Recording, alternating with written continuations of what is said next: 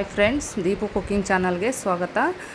ನೋಡಿ ಫ್ರೆಂಡ್ಸ್, ನಾನಿವತ್ತು ಮಟನ್ ಸಾಂಬಾರನ್ನ ಮಾಡ್ತಾಯಿದ್ದೀನಿ. ನಾವು ಯಾವ ಥರ ಮಾಡ್ತೀವಿ ಅಂತ ಮುದ್ದೆಗೆ, ಅನ್ನಕ್ಕೆ ಎಲ್ಲದಕ್ಕೂ ಚೆನ್ನಾಗಿರುತ್ತೆ. ಯಾವ ಥರ ಮಾಡ್ತೀವಿ ಅಂತ ನೋಡಿ ಫ್ರೆಂಡ್ಸ್. ನಾನು 1 kg ಮಟನ್ ತೊಗೊಂಡು ನೀಟಾಗಿ ತೊಳೆದ್ಬಿಟ್ಟು ಒಂದು ಪ್ಲೇಟಲ್ಲಿ ಇಟ್ಕೊಂಡಿದ್ದೀನಿ. ಅದನ್ನು ಮತ್ತೆ ನಾನು ಕುಕ್ಕರ್ಗೆ ಹಾಕಿ ಸ್ವಲ್ಪ ಅರಿಶಿನ ಪುಡಿ, ಒಂದು ಈರುಳ್ಳಿ ಕಟ್ ಮಾಡಿ ಹಾಕಿ ಸ್ವಲ್ಪ ಆಯಿಲ್ ಹಾಕಿ ಫ್ರೈ ಮಾಡ್ಕೊತೀನಿ ನೀಟಾಗಿ, ಎಲ್ಲ ಡ್ರೈ ಆಗೋವರೆಗೂ. ಮತ್ತು ನೋಡಿ ಕೊತ್ತಂಬರಿ ಸೊಪ್ಪು, ಪುದೀನ ಸೊಪ್ಪು ರುಬ್ಬಿಟ್ಕೊಂಡಿದ್ದೀನಿ. ಮತ್ತು ಶುಂಠಿ ಬೆಳ್ಳುಳ್ಳಿ ಪೇಸ್ಟ್ನ ರುಬ್ಬಿಟ್ಕೊಂಡಿದ್ದೀನಿ. ಮತ್ತು ಒಂದು ಈರುಳ್ಳಿ, ಒಂದು ಟೊಮೊಟ, ಮತ್ತು ಸ್ವಲ್ಪ ಕೊಬ್ಬರಿ, ಚಕ್ಕೆ ಲವಂಗ, ಧನಿಯಾ ಪೌಡ್ರು, ಖಾರದ ಪುಡಿ ಎಲ್ಲ ಹಾಕಿ ರುಬ್ಕೋಬೇಕು ಮಿಕ್ಸಿಯಲ್ಲಿ. ಮತ್ತು ನೋಡಿ ಇದು ಫ್ರೈ ಆಗೋಗಿದೆ. ಮತ್ತು ಇವಾಗ ಒಂದು ಕುಕ್ಕರ್ ಇಟ್ಬಿಟ್ಟು ಅದರಲ್ಲಿ ಆಯಿಲ್ ಹಾಕ್ಬಿಟ್ಟು, ಆಯಿಲ್ ಬಿಸಿ ಆದಮೇಲೆ ನಾನು ಚಿಕ್ಕದಾಗಿ ಹೆಚ್ಚಿಟ್ಕೊಂಡಿದ್ದೀನಿ 1-2 ಈರುಳ್ಳಿ, 2 ಟೊಮೊಟೊನ ಇದನ್ನು ಹಾಕಿ ಫ್ರೈ ಮಾಡ್ಕೋಬೇಕು.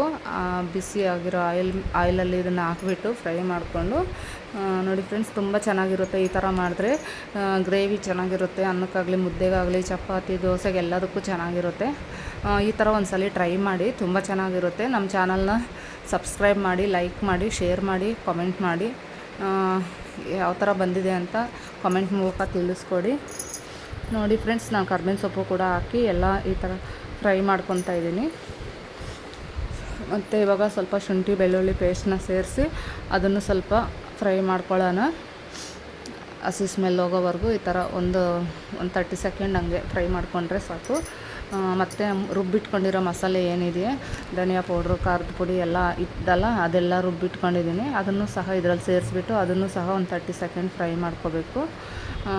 ನೋಡಿ ಫ್ರೆಂಡ್ಸ್, ಈ ಥರ ತುಂಬ ಚೆನ್ನಾಗಿರುತ್ತೆ ಮಟನ್ ಸಾಂಬಾರು. ಒಂದು ಏನಾದರೂ ಮಾಡಿದ್ರೆ ಹೊಸದಾಗಿ ಮಾಡಿದ್ರೆ ತಿನ್ನಬೇಕು ಅಂತ ಆಸೆ ಆಗುತ್ತೆ. ನೋಡಿ, ಇವಾಗ ಕೊತ್ತಂಬರಿ ಸೊಪ್ಪು, ಪುದೀನ ಸೊಪ್ಪು ರುಬ್ಬಿಟ್ಟಿದ್ದೆ, ಅದನ್ನು ಕೂಡ ಹಾಕ್ತಾಯಿದ್ದೀನಿ. ಈ ಥರ ಮಾಡಿಕೊಂಡ್ರೆ ತುಂಬ ಚೆನ್ನಾಗಿರುತ್ತೆ ಅಂತ ನೋಡಿ. ಫ್ರೈ ಮಾಡಿ ಇಟ್ಕೊಂಡಿದ್ನಲ್ಲ ಫಸ್ಟೇ, ಈ ಥರ ಮಾಡಿದ್ರೆ ಕೋಸು ವಾಸನೆ ಇರೋಲ್ಲ. ಅದಕ್ಕೆ ಈ ಥರ ಫ್ರೈ ಮಾಡಿಕೊಂಡು ಫಸ್ಟ್ ನಾವು ಎಲ್ಲನೂ ನೀರೆಲ್ಲ ಡ್ರೈ ಆಗೋ ಥರ ಎಲ್ಲ ಮಾಡ್ಕೋಬೇಕು. ಆವಾಗ ಚೆನ್ನಾಗಿರುತ್ತೆ ಟೇಸ್ಟ್. ಈ ಥರ ಒಂದ್ಸಲ ಟ್ರೈ ಮಾಡಿ ನೋಡಿ. ಇವಾಗ ಎಲ್ಲ ಹಾಕಿ ನೀರು ಎಷ್ಟು ಬೇಕೋ ನಮ್ಗೆ ಅಷ್ಟು ನೀರನ್ನು ಹಾಕ್ಬಿಟ್ಟು ಮಿಕ್ಸ್ ಮಾಡಿಕೊಂಡು, ಮತ್ತು ಉಪ್ಪನ್ನ ಸ್ವಲ್ಪ ಸೇರಿಸ್ಬಿಟ್ಟು ನೋಡಿ, ನಮ್ಗೆ ಎಷ್ಟು ನೀರು ಬೇಕೋ ಅಷ್ಟು ಹಾಕ್ಕೊಂಡು ಒಂದು ಕುಕ್ಕರ್ಗೆ ಮುಚ್ಚಳ ಹಾಕ್ಬಿಟ್ಟು ಒಂದು 3-4 ವಿಸಿಲ್ ಬಂದರೂ ಪರವಾಗಿಲ್ಲ ಫ್ರೆಂಡ್ಸ್. ಯಾಕಂದರೆ ಮಟನ್ ಎಲ್ಲ ಸ್ವಲ್ಪ ಅಷ್ಟು ಈಸಿಯಾಗಿ ಬೇಯಲ್ಲ. ಅದಕ್ಕೆ ನಾನು ಒಂದು 4 ವಿಸಿಲ್ ಇಟ್ಟಿದ್ದೀನಿ.